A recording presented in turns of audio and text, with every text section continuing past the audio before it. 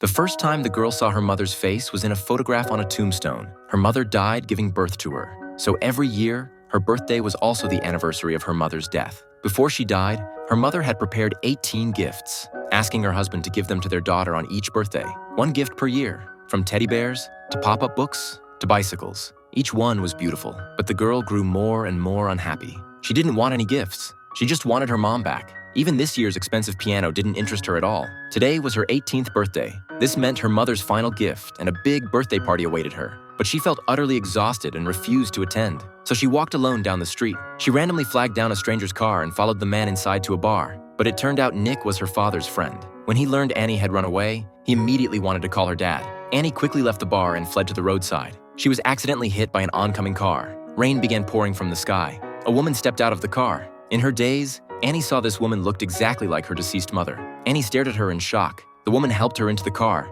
planning to take her home first. When the car pulled up to the house, Annie was stunned. This was her own home. Walking inside, she found everything had completely changed. She saw the calendar on the wall read 2001. Annie realized she had traveled back in time. The woman before her was her deceased mother, and she herself hadn't been born yet. Fighting back her shock, she hid in the bathroom to calm herself down. She breathed in her mother's perfume, looked at her mother's jewelry.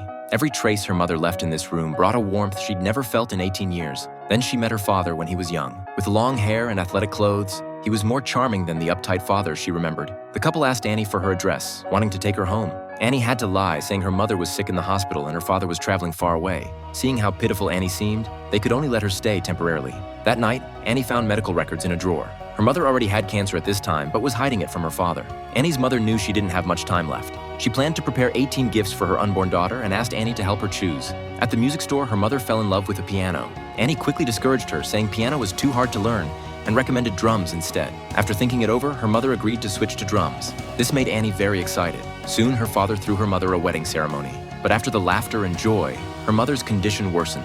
She coughed constantly in the bathroom, blood staining her wedding dress red. She had reached her final moments, but the 18th gift still wasn't ready. Finally, her mother chose a deep blue dress. It symbolized her daughter growing into an elegant young woman. But Annie said this style would be out of fashion in 18 years. Your daughter won't like it. Her mother asked, "How do you know?" Perché sono tua figlia. Non è divertente. But she didn't realize the girl before her was her daughter from 18 years later. This touching film is called 18 Regale.